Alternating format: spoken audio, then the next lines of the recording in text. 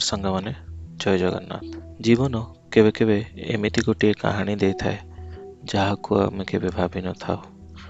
आज कहानी सेमिति गोटे अप्रत्याशित घटना को नहीं। से दिन थिला अपराह्न समय, कुहुड़िया कुहुड़िया रास्ता आउ सूर्यंकर शीतुआ शीतुआ लुचकाली खेल।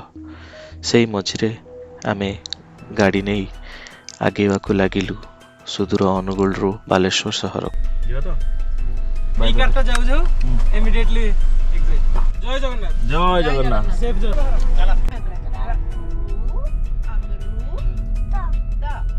यात्रा समय दूर थिबारु आमर झील बसी पाठ पढ़ापढ़ी लगिगला।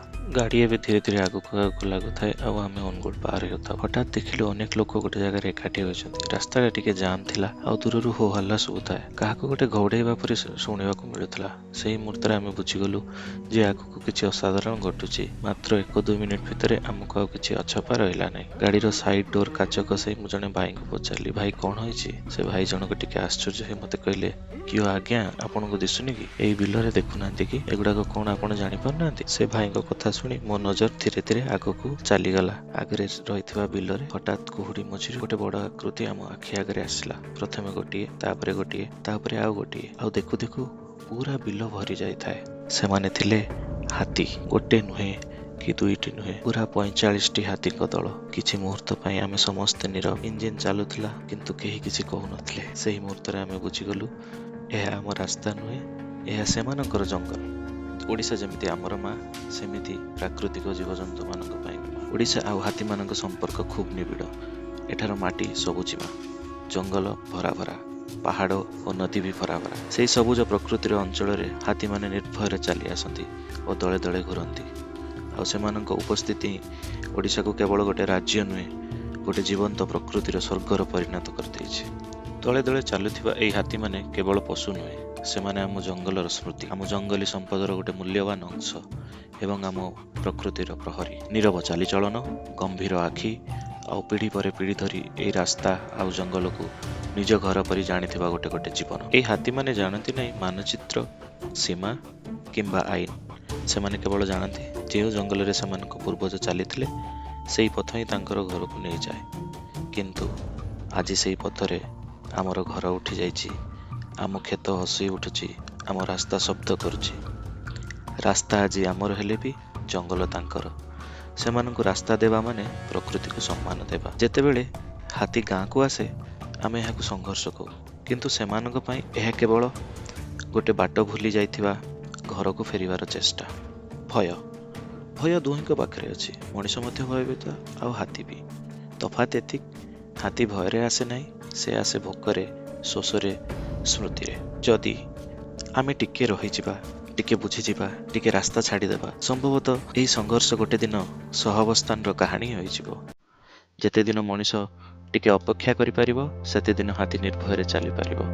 आउ सेही समन्वय रे आम ओडिशा सदा सबुजिमा रहिबो। आसंतु जानिबा ओडिशा रा हाथी विषय रे संक्षिप्त तथ्य। समग्र भारत रे हाथी पई ओडिशा गोटे गुरुत्वपूर्ण राज्य। सांप्रतिक हाथी गणना अनुसार राज्य में प्राय 2000 अधिक गण हाथी अच्छा। सबुठार अधिक हाथी थिबा अंचल गुड़िक है मयूरभंज, अनुगुल, ढेंकानाल, केन्दुझर, संबलपुर, सुंदरगढ़ और बालेश्वर। प्रतिवर्ष किसी हाथी झारखंड और पश्चिमबंग ओडिशा को आसता कारण एठी आज जंगल और खाद्य मिलूँ। देखा गले मनीष और हाथीर संघर्षर तथ्य भी किसी रोचक, किंतु से सबुज ओडिशार संघर्षर छाया भरी भरी रही। गत किछि वर्ष 150 रु अधिक हाथी इलेक्ट्रोक्यूशन, दुर्घटना किंबा मनुष्यर प्रतिक्रियार मृत्युवरण कर। समय जदि देखा 500 रु अधिक मनुष्य हाथी आक्रमण प्राण हर। यह संघर्ष नुहे, यह जंगल कमिबार फल। हाथी रहिले जंगल बंचे, जंगल बंचिले आम भविष्य बंचे। तेज मूल विषय को फेरिबा। यही 45 टी हाथी पल कौन भ्रमणकाली दल नुहे। एमाने ढेंकानाल और अनुगुल स्थायी बासिंदा। पीढ़ी पर पीढ़ी एमाने यही रास्ता दे यातायात करती। वीडियो रे आपण माने देखि पारुथिबे केते जण लोक हाथीपलर अत्यधिक निकट को चली जाउछथि, जहाँ खूब विपज्जनक। जीवन केते मूल्यवान से मुहूर्त आम भूली जाऊ। गोटे मुहूर्त गोटे छोट भूल रे सब किसी बदली जाए जदि आम सतर्क न। हाथी देखते फोटो नियंतु से सब ठीक, अत्यावश्यकता निश्चय। मुझे ड्रोन उड़ाई किंतु सदा सुरक्षित दूरता और यथायथ उच्चता रखी। କୌଣସି ହାତୀକୁ କୌଣସି ପ୍ରକାର ଅସୁବିଧା ବି ନ ପହଞ୍ଚାଏ। ହାତୀ ଶାନ୍ତ ଲାଗିଲେ ବି ସେମାନେ ବନ୍ୟ ପ୍ରାଣୀ।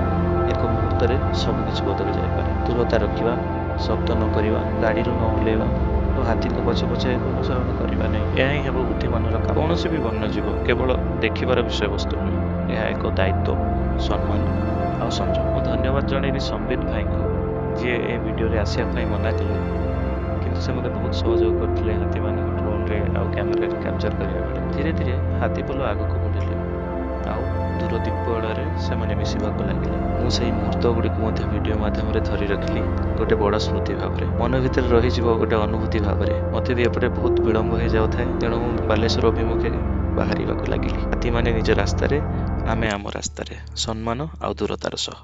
ଆଜି ପାଇଁ ଏତିକି। ପୁଣି ଦେଖାହବ ଆଉ ଗୋଟେ ନୂଆ ଅଧ୍ୟାୟରେ, ନୂଆ ଅନୁଭୂତି, ନୂଆ କାହାଣୀ ସହ। ସେ ଯାଏଁ ନିଜର ଯତ୍ନ ନିଅନ୍ତୁ, ପ୍ରକୃତିକୁ ସମ୍ମାନ କରନ୍ତୁ। ବିଦାୟ ଦିଅନ୍ତୁ।